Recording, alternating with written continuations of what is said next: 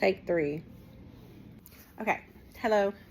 I'm Autumn. Normally I do these voice notes, and I do them at work. Normally I do my homework while I'm at work. At least these videos. But I'm gonna try to do it this way this time. See how that goes. I think I tried it once before. It didn't really work, so I'll give it another shot. I saw your response. Nice to meet you. I saw your response on the last, on my first one that I did. And yeah, so I do take notes by slide. It kind of helps me focus and keep track and learn. It's just, I guess, I don't know. I feel like I need to. But then it also helps when I have to make these recordings. It kind of flows better. And then I make sure I get all my credit. So here goes. Okay. So I do have a little paper that, like I said, I read off my notes, and then I also ad-lib for the most part. So if I'm not looking directly at the camera, I'm looking at my paper. So that's a minute off. So I'm going to get started. It'll be over 5 minutes. All right. So hello again. My name is Autumn Porgeris. This is going to be for project 4 in my Humanities class. So this video presentation is going to explore,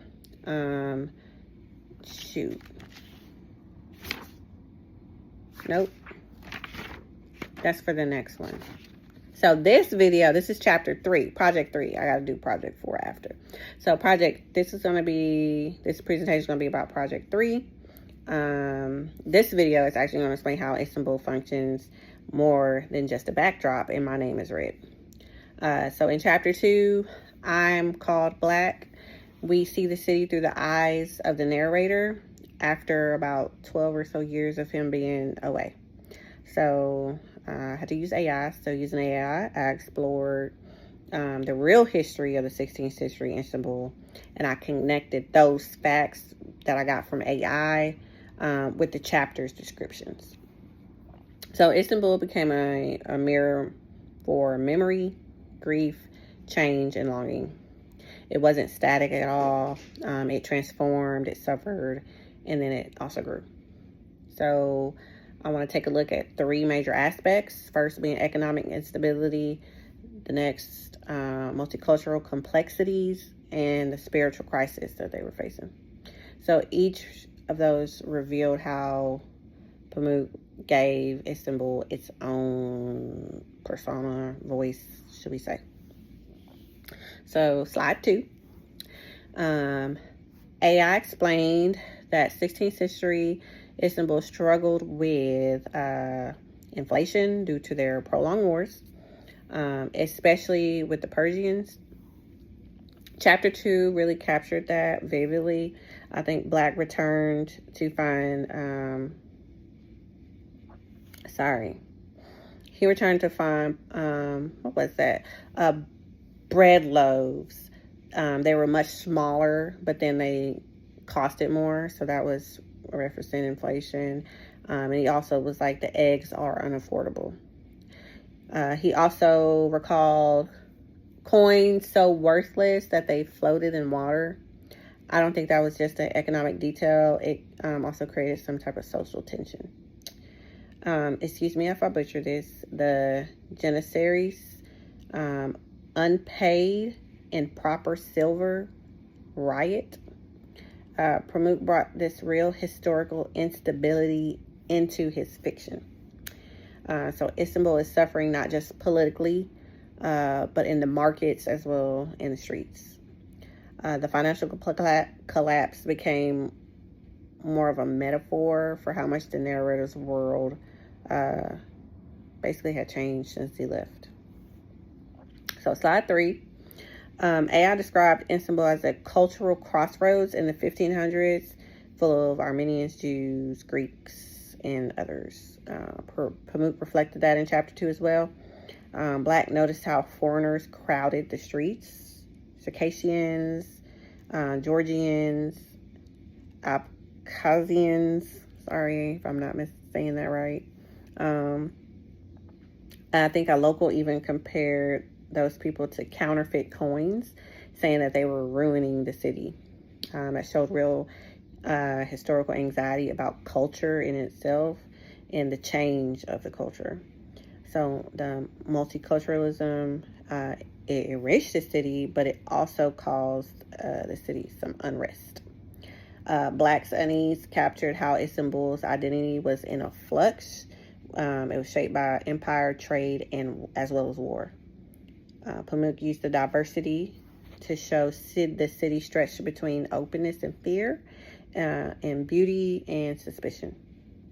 It's like a living, breathing character with tension of its own, like all the stuff that was going on with the multiculturalism in the cities and stuff. So slide number 4.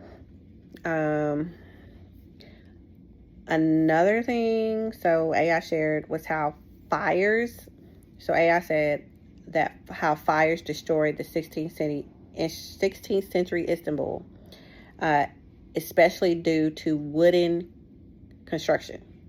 So then Black returns to find that his childhood streets were burned down. And then Pamuk also wrote about how ashes and smoke and how ruins were now gathering places for stray dogs and the madmen. In other places, he's shocked by new wealth, mansions with stained glass, raised balconies. It's a very visual contrast that showed the city kind of literally rebuilding over its past. Istanbul becomes a metaphor for memory itself. Fragile, burning on fire, and then renewed. Pamuk uses the fire damage to evoke loss, but also to show how the city is never static. It's kind of alive. All right, slide 5. So AI pointed out that Istanbul in the 1500s was full of religious tensions between conservatives, clerics, Sufis, and secular life. So in the chapter Black, he hears about Nusret. That was the preacher blaming fires and plagues on the sin and tolerance.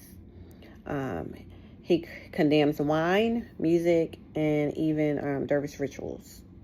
So Black listens as people describe depravity in religious houses, revealing widespread fear and spiritual crisis.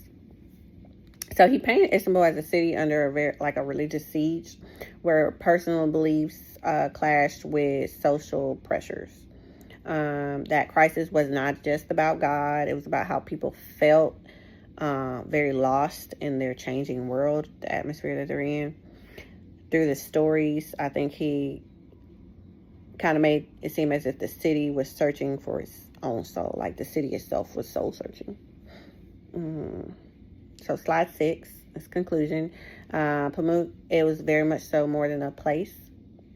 Istanbul, it kind of gave off a feeling. AI kind of helped me uncover how real the 16th century struggles were with money, diversity, religion, and all those things. And My Name is Red. Black walked through the city. Black walked through the city that is new and familiar, but also beautiful and broken. The fires erased the memories. Wealth replaced poverty, and then preachers warned of doom. All those images, Istanbul became a mirror of emotional and historical change. He used very good detail from the beggars, the stained glass that I mentioned earlier, to give Istanbul its own voice. The novel was very powerful character telling the stories through street sounds, descriptive language, snowy rooftops, haunted memories. Did a really good job, and I enjoyed it. All right, thank you.